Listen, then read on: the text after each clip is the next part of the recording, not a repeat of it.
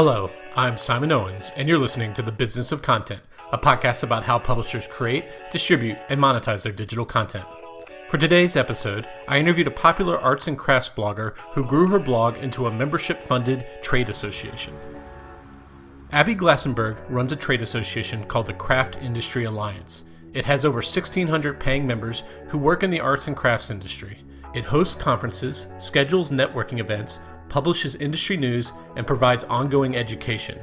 Pretty much the kind of services that most trade associations offer. But unlike most trade associations, this one grew out of a one-person blog. Abby started it as a hobby, but it soon amassed a large audience, which then led to a book deal, a thriving Etsy store, and a popular podcast.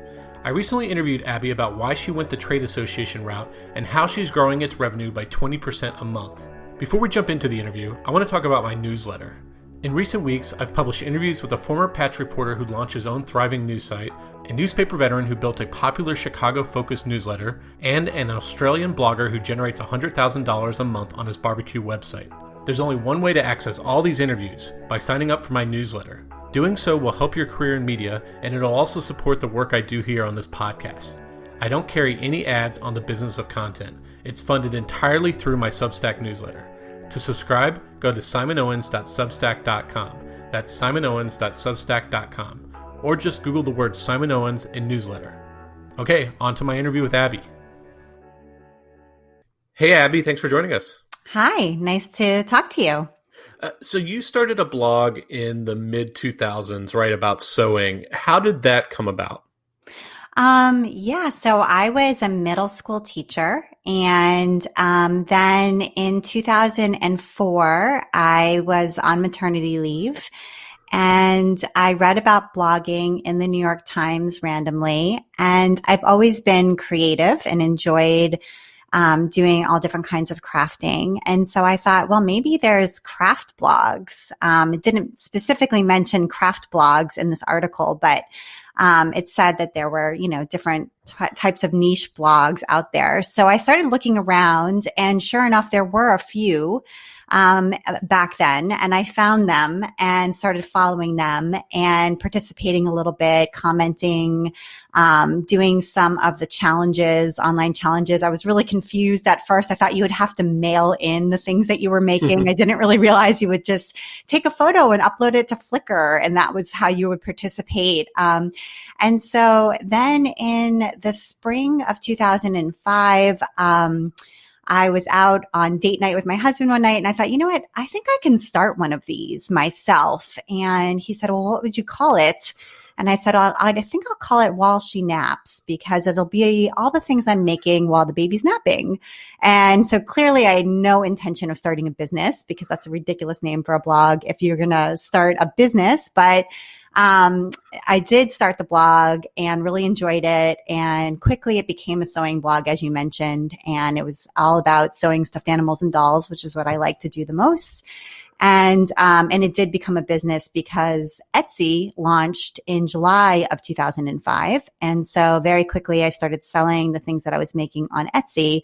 I had one of the earliest Etsy shops, which I still have, by that same name. And so it became a business really fast, and it's been a business ever since. So that's how it got started. And today there is a huge genre of content called DIY, right? And this would be kind of like a subcategory of that.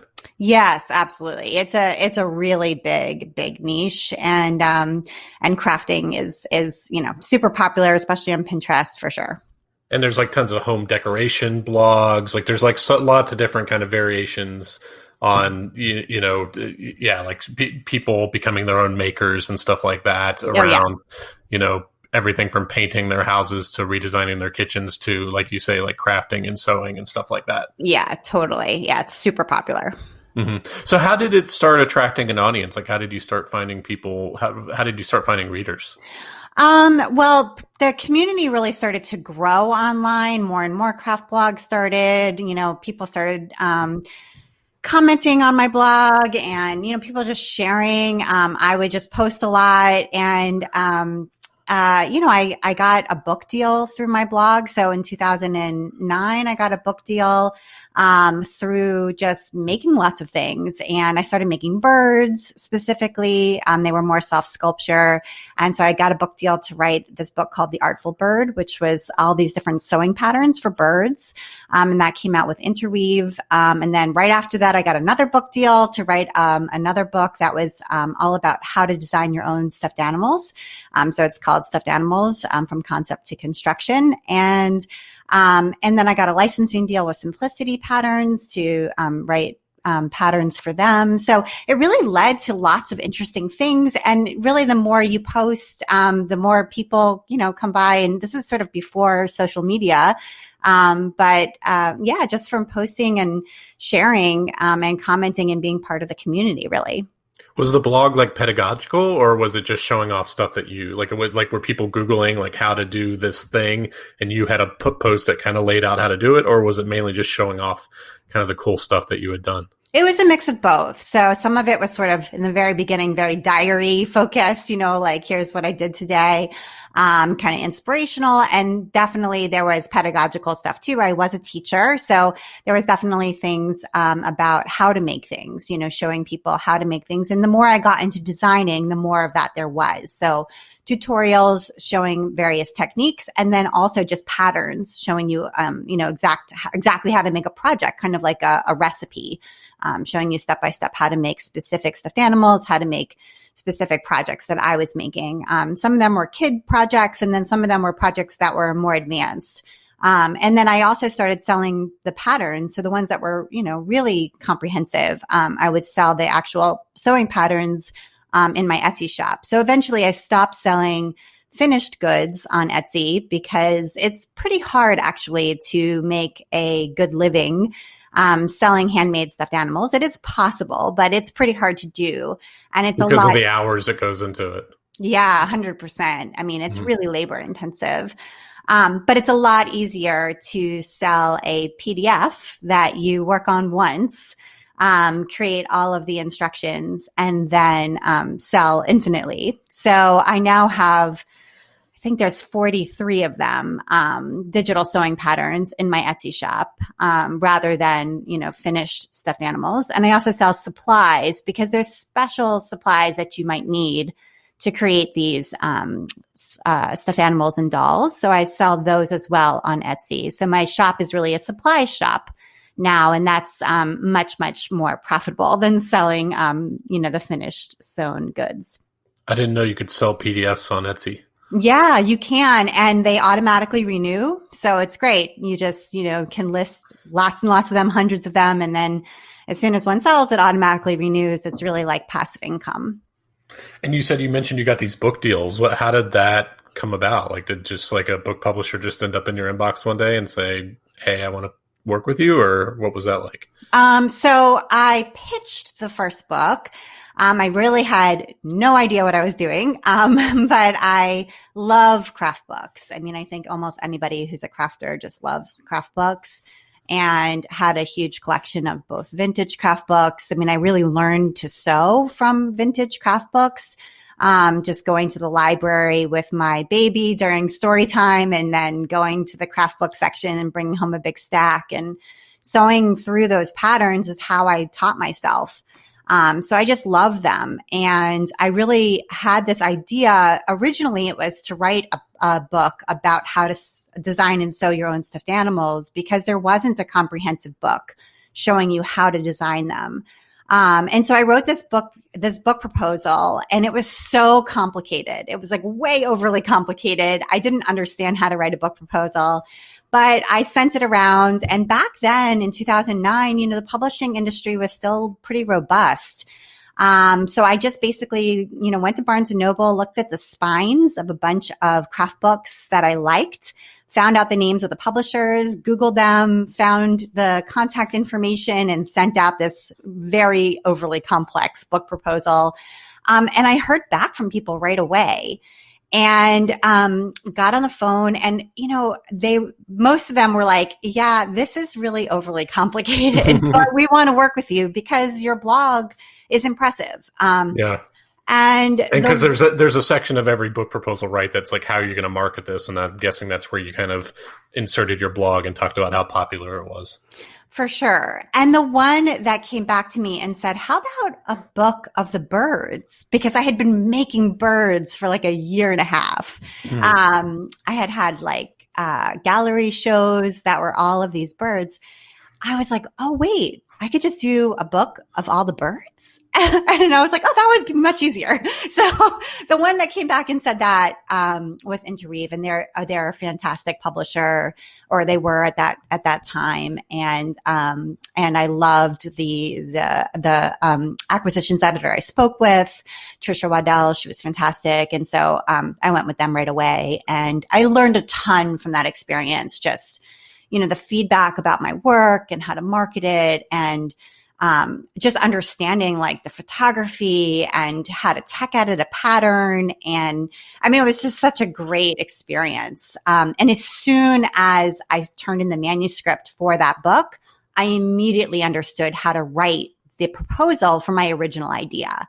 So as soon as I was finished, I went back, I wrote the proposal for my original idea, which was this book about how to design your own sewing patterns, and sent that one out, immediately got a book deal for that one with a different publisher, and was able to write it. So that's how those two books came about. And so did you have a large audience just waiting for these books to come out, and that was kind of the sales driver, or did you see that there were more sales just from like retail outlets and other means? I mean, I think all books are kind of a partnership between you and the publisher. More and more, maybe it's the author having to drive it. But the second book came out. So the first one came out in 2011. It takes 2 years. The second one came out in 2013. Craft publishing at that time, by 2013, was really starting to, run into trouble. It was harder and harder, to sell craft books even then. But that book did well, and it's still in print, that second book. And because it's really more of a reference book. And I still love that book. I'm so proud of it. And, it's really a partnership. I mean, it still sells. They market it and I market it. And, that one was published by Sterling, which is owned by Barnes and Noble. So, I think it's both them and me. Yeah. And at what point, or did at any point, did this become like a full-time job for you? Like you're writing about crafts, from a B2C side, like through your blog and the books and stuff like that? Well, it's interesting. I mean, it was, as I said, not intended to be a business. And I think I incorporated at the very tail end of 2012, because I started to sell the patterns. I took everything out of my shop that was handmade. I put patterns only in the shop. And once I did that, I really started to make money for the first time, and not just, kind of hobby money, but actual money. And so that's when I actually incorporated the business and got kind of serious. I started publishing some income reports on my blog, and really started to write more on the blog about business. So the blog kind of pivoted from being kind of B to C to B to B. And I started to learn also more about contracts with publishing companies, that my contracts were different, the two contracts I had with my two publishers. And I started talking to other crafters who had gotten different contracts, different advances, no advance, sometimes big advances. And different ebook rights, no ebook rights. I started to get really interested in that, and realized that, a lot of people who get into doing this didn't go to business school or law school. They're just really good at crafting. And I mean, some of them did, but most of them are just really good at crafting, and kind of like me, fell into having a business. And then are faced with all of these really important business decisions, and, like me, sometimes make mistakes. And we really needed to start talking more about the business side of things. And so I started talking more openly about those things on While She Naps, my blog. And so I really enjoyed doing that. And my blog really became more about business. But like the audience for B2C has got to be so much bigger than B2B. So like why did that make sense for you to switch over to that? Because like you could have like stayed with the B2C side and had a much larger fan base and audience and stuff like that. 100%. You are correct. And I could have monetized it with ads, and lots of people do that. And, that question is answered simply by that's what I wanted to do. That was where my interest lied. And, you're right. Like the audience for B2C is much larger. And especially if, you can take great photos and get on Pinterest and drive traffic and go for it. It just wasn't me. This was what I loved. I loved the business side of it. I loved talking to people about business. And so even though the audience might have been smaller, that's what I wanted to do.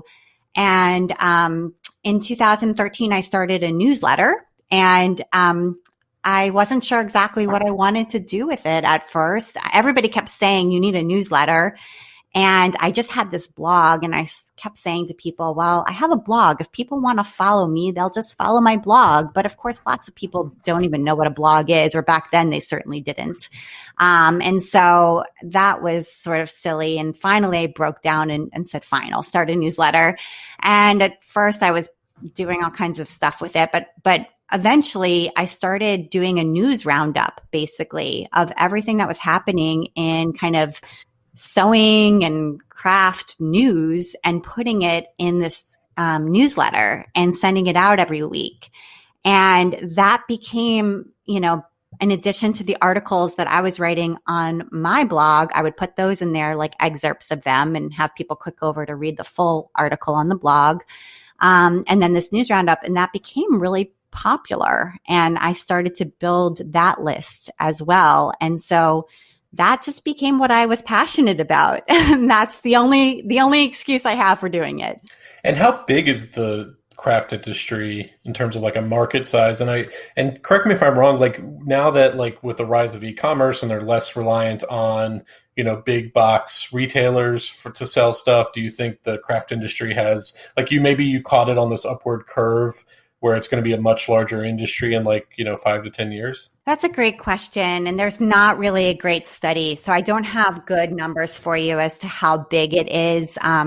There's one industry study, and it's several years old now, and I'm really not that confident on how reliable that study is, even as it is. So I don't know, honestly, how big it is. It's several $1 million. It might be much larger than that.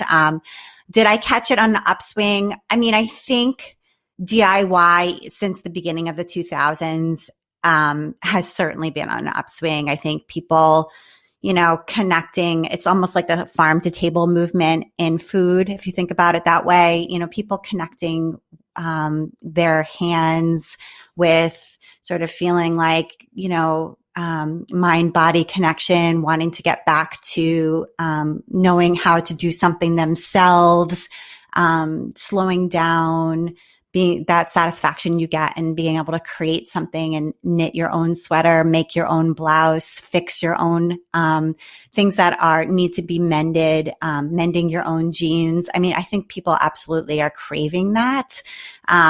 So it's certainly not less money to make things yourself anymore, but there's definitely a segment of the population that just wants to be able to do it, either have the know-how or just enjoy the process. So you have this B2B craft newsletter. It's getting really popular. How did you start thinking about monetizing it? Yeah. So I did want to say, I just wanted to go back and say, so the crafts industry is somewhere between a $30 and $44 billion industry. So it is pretty large. And there is a pretty large market share there. So with the newsletter, I had a pretty good size audience there. I remember it was 7,000 subscribers, and then it was 13,000 subscribers. I started a podcast pretty much by accident. I had written an article about Etsy, Etsy in 2013, they changed the definition of handmade, which was kind of an interesting move, in which they allowed sellers to work with partners. So if you were a screen printer, for example, you could work with a local screen printer to print some of your t-shirts or something like that. And that was still considered handmade.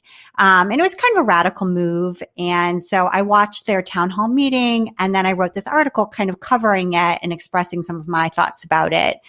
And the folks, it got a lot of traction, my post about it. And the folks at Etsy reached out to me and said, we'd like to talk to you about this. And I said, well, if we're going to talk about it, could I record the conversation and post the MP3 for the community to listen to? Thinking, of course, they're going to say no to that.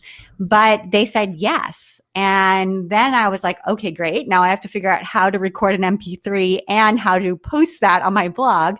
I did figure that out, and I posted it. And anyway, I found a host, and it got 8,000 downloads right away. I had to upgrade. Wow. Yeah, it was like this crazy situation. I had to upgrade my hosting. And so anyway, that was the first episode of my podcast. And those were just 8,000 people just listening to it off the webpage, not even not even downloads off of like a podcast app. Exactly. And I recorded it with no microphone, just like the mic on my laptop. I had no music. I mean, it's really, really rough. But I was like, wow, that was great. I need to do this more. I need to talk to more people. I need to talk to, the publishers at all the craft, the craft publishers. I need to talk to everybody. So then I got a podcast going in the beginning of 2014, which I still have. And that's been fantastic. And, I would post those in the newsletter. So things kind of started to take off. And, one of the guests I had on that podcast was a woman named Kristen Link, who had one of the most popular craft blogs. Her blog was called Sew Mama Sew. And she actually had one of the very first online fabric stores. She used to sell quilting fabric online. It was one of the very first ones. And the blog was an offshoot of the fabric store. And so she had been a guest on my podcast. And then I was like thinking maybe I should monetize my newsletter and make a kind of a B2B version of it. And so I was looking into doing that, kind of reaching out to a lawyer, trying to figure out a way to do it. This was before Substack existed. This was in 2015, maybe 2014, trying to figure out how to do this in MailChimp, and it was complicated. Anyway, she called me one day and said, do you want to start a craft business conference with me? And I was like, well, I by that time I had 3 little kids. And I was like, gosh, that's going to be complicated. It's hard enough for me to travel, even to go to one conference a year as it is. But I would like to do something because I'm trying to monetize this newsletter. I don't know. Let's get it. So we started talking, and we thought, well, maybe we could start a trade association, where, it would be something, I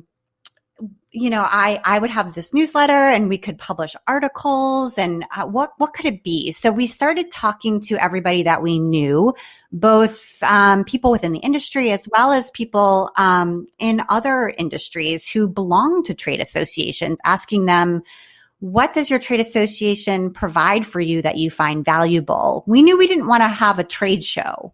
There are already several trade shows within the crafts industry, and we would go to them, but we didn't want to replicate that. We didn't want to create a new trade show, but we wanted to provide other things. So we started asking lots and lots of people, had lots of meetings online. And she lived, by the way, Kristen lived on the other side of the country. So I'm in Boston. At that time, she was in Portland, Oregon. And we'd never met in person. But anyway, so we would just meet on Zoom or on Skype. And so we came up with this idea for a new organization that would basically provide everything that you get when you go to the trade show, but all year long. So, all that goodness, all that networking and education and news and all the cool stuff like that you come away from the trade show feeling so invigorated by, but you would get it all year long. And so we came up with this idea for Craft Industry Alliance, and we co-founded that company together, and it launched in October of 2015. And you think about like what a trade association does, or like the different components. There's education, there's actual training, there's certification, there's networking. Some of them do lobbying. What are the different things? So what do people pay to join your association, and what are the different things they get for that? Yes, exactly. We thought about all these different components, and so we landed on three main things. So one of them is education. Both Kristen and I randomly were middle school teachers prior to starting our craft-based businesses, which was interesting. And so education was always really important to us. And so we provide education all year long. We have a webinar that is a monthly webinar taught by an industry expert. And they're recorded, but they're also live, and you can ask questions. And we've had so many incredible people come, and we pay everybody, by the way, who works with us. And that's been incredibly important to us from the very beginning, because within the crafts industry, this is just a side note, but a lot of the people who work in the crafts industry don't get paid. They get paid in materials. So they get paid in glue sticks or in fabric, and they don't get paid in money to do the work that they're doing. And we really felt strongly that people should get actual compensation. So we always pay everybody who works with us. So we have a monthly webinar. So that's a big portion of our education. And we actually now also have courses, which are a video series on various topics that are business related. So that's the education piece. The second piece for us that is incredibly important to me is news. So I enjoy writing and covering craft industry news. I think potentially because craft is seen as maybe women's work, or maybe not seen as super serious by some people.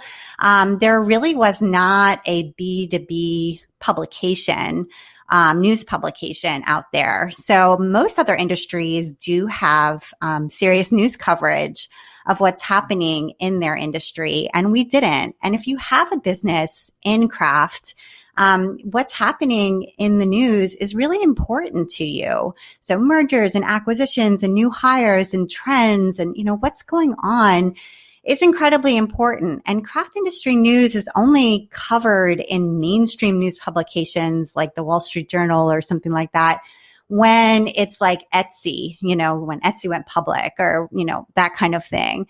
Other than that, it doesn't really often get serious news coverage. And so I am really dedicated to covering craft industry news. So we have a website where we do that. And maybe 3 or 4 times a week, we publish craft industry news. We have professional journalists who write those articles for us. So we have education, news, and the third piece of it is community. So we have a private Facebook group. We actually started with forums that were on our website. We found it to be pretty difficult to drive traffic to them. So we did, after about 3.5, 4 years, shift the community aspect to a private Facebook group. Facebook's pretty hard to beat as far as a place where people are already there. So that's been pretty successful. And so we have community there on Facebook. It's vetted. You have to be a member to be able to be in the Facebook group. People are in there all the time asking questions, helping one another. And then we also have an online meeting once a month called the Craft Business Roundtable, where people are in breakout rooms talking about their specific needs in their businesses and helping one another.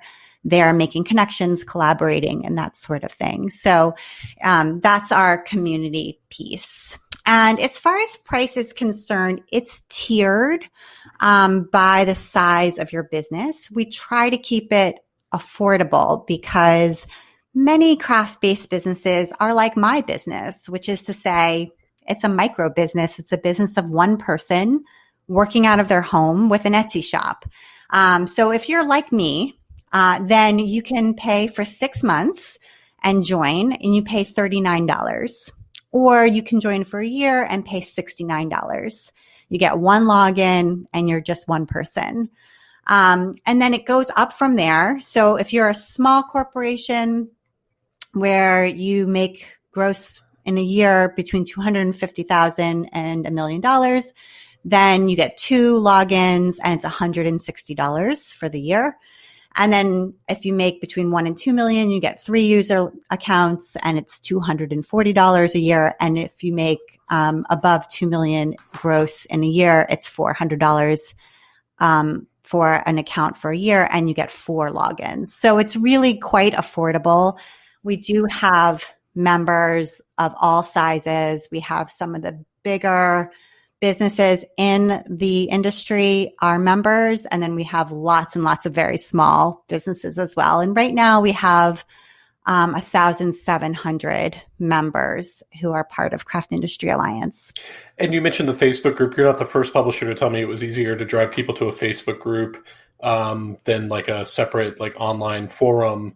What about in terms of like, you can't hook up a CRM to a Facebook group? You can't, like, how do you kick people? Do you kick people out once if their membership runs up and they don't renew? Like, do you have to do all that by hand?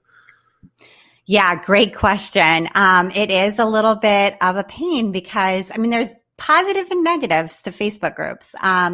So yes, it is vetted. So as soon as you join, you get an automated message. We use WordPress. Our site's built on WordPress with MemberPress. And as soon as you join, you get an automated message suggesting, that you take advantage of all the different things we offer, one of which is our Facebook group. So you get a link. So you can request to join. And then I go through and make sure that you are indeed a member, because lots of people request to join and they're not members. So I have to daily go through there and let them know you're not actually a member. Here's how you can become a member if you actually want to be part of this group. Does that generate leads? Does that generate real memberships? Sometimes, rarely, but sometimes. A lot of people, we do ask questions like, what is your login? What is your account?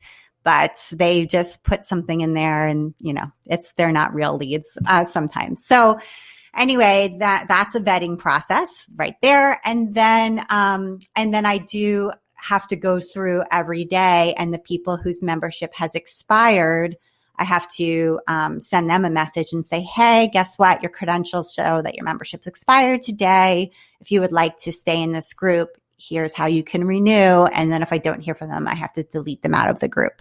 So it is manual. There is not, as far as I know, a way to automate that. And we do have a community engagement manager, Ashley, who's amazing, who runs our Facebook group. So she's in there every day and she posts, conversation starters. She moderates the group. She welcomes all the new members every week and, encourages them to introduce themselves. And yeah, she's great. So she's like in charge of the group, but, I'm in there as well, sort of, chiming in with different things too. So you monetize through memberships, but you also get sponsorships from vendors, right? How does that work? Yeah. So our newsletter is still a huge part of what we do. And it's basically the same newsletter that I've been sending out since 2013, 14. And so it's got that news roundup. So Kristen, I should say, she left Craft Industry Alliance last May for personal reasons. We're still friends. And so I ended up buying out her share of the business. So I'm now the full owner. And after she left, I ended up doing a few things. I merged my newsletter into the Craft Industry Alliance newsletter and redesigned it. So our newsletter has been designed by Jackie Boltic, who is an incredible newsletter designer. Her company's called Yellow Brim, and she designed the LA Times newsletter. She's awesome. And so it's beautiful. And we kind of modeled it after Monocle. If you've ever seen their newsletter, we also looked at Morning Brew. And what we really wanted to do was be able to have a sponsor for every newsletter. So that was important to me. I had a sponsor for my Walshy Naps newsletter back in the day. So we knew we wanted to do that. And she created a way for us to do it. So each newsletter at the very top and then midway through has that sponsor's information. And so, yeah, they're mentioned, it says like sponsored by, and it has their name, and you can click through at the very top. And then sort of midway through, there's a grayed out box with their logo and a 280 character kind of blurb about them, and then a link that says discover more, and it also has like a little banner ad. So that's how it works. It's $85 to sponsor the newsletter. And I put up 1 quarter's worth of sponsorship inventory, like the quarter prior, and they sell out in like 5 minutes. So it's really, they're very coveted ad spots. And I love it because we work with lots of small businesses and they're able to afford an $85 ad spot in the newsletter. And, we have 13,000 subscribers. It's a mix of enthusiastic B2C people and lots of B2B. So if you have a business that, for whom that's your audience, it's a really good way to advertise. And so, yeah, it works for everybody. So that's one way that we advertise. And a second way is after Kristen left, I also brought my podcast. So my Walshy Naps podcast, I renamed it the Craft Industry Alliance podcast. I was very nervous to rename my podcast. Yeah. Turns out if you don't change the RSS feed, you just change the name and the artwork, you're good. So I did that. I did a lot of research. And I did rename it. I brought over all the episodes, cleaned up all the, every single show note. It was a lot of work, but we did it. And so, I do monetize. I had a sponsor back when it was the Walshy Naps podcast. So I do have a sponsor now for each of those as well. And that's $250. And, I released that ad inventory at the same time as the newsletter ad inventory. And not only do you get the, podcast, pre-roll, mid-roll, and post-roll audio, but you also get, a banner in the show notes as well as in the newsletter the week that your show airs. And so it's a pretty attractive, ad spot. Still, advertising on a podcast is fairly new for everybody, but certainly in the crafts industry, it's still fairly new. We have lots of people who this is their very first time advertising on a podcast, and that's great. I work with them, help them to craft their copy. And for the mid-roll, I do with a lot of people, I do a mini interview. And so I call them up and talk to them about their business. And those are really fun. And it's great to hear their voices, make these really memorable little mid-roll ads with them, which I love doing, and are really effective, I think. I hear from people all the time, I love the mid-roll ad. So, so those are great. And it, pays for the production of the podcast. I edit the podcast myself. So it makes it totally worth doing. And again, like it's lots and lots of small businesses in the crafts industry. So I love working with them. And so you have a free version of the newsletter. Do you also have a paid version of the newsletter that just goes out to members? No. So the newsletter is one newsletter. We thought about how to do this. Since we have members and we have 1,700 members, as I mentioned, but then we also have 13,000 on the big list, right? So we have a smaller paid member list and a larger free member list. And so how to figure this out. So what we ended up landing on is we have, for the weekly Wednesday newsletter, it all goes out to to everybody. There's a section in it toward the bottom that's called member exclusives. And it's a special color. And basically what it does is highlight something that week, it's going on that week, that you can only get if you're a member. So like this week, we're having a webinar taught by Kate All from Simple Pin Media. She's a Pinterest expert. And it's on Thursday. So that's what's in there this week. And it tells you a little bit about it, tells you what time, tells you how to RSVP. And, she's amazing and really popular and somebody that, most people would really want to hear from and be able to interact with live, or at least hear the recording. And so it's a pretty good enticement. And then the call to action button there is become a member. So the goal here is to sort of convert, the people who are on the free list to at some point become a paid member. And it works. Every week we have people who convert, click that button and become members, because at some point they'll see something there, whether it's we have lots of downloadable resources, things where we've done all the research on a particular topic and you just download the spreadsheet. And so maybe they want that, or, something else that they see that they're like, oh, we also offer member discounts. So we have lots and lots of discounts on pro tools that you might need to run your business. And so sometimes people will see something there and they're like, oh, well, if I just had that discount, that would pay for my membership. So they'll click and, get the membership, get the discount and feel like, okay, that paid for it. So that was worth worth paying for.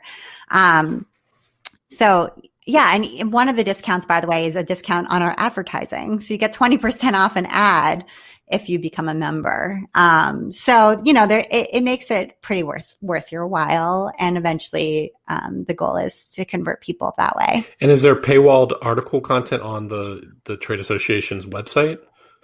There is. There's some.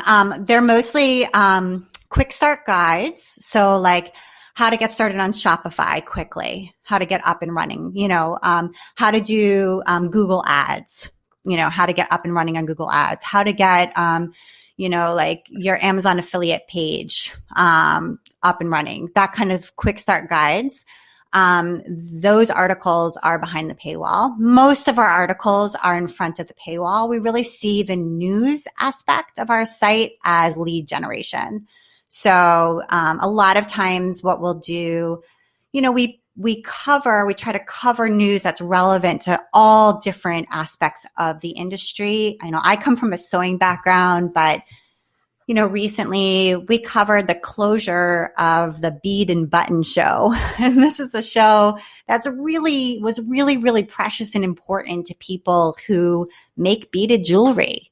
And the show ran for 20 years. They loved it. They would go every year to Milwaukee to meet one another. And, eventually the folks who own this show decided it just wasn't one of their priorities and they just shut it down. With COVID and all of the rest. And so the folks who went to that show were devastated.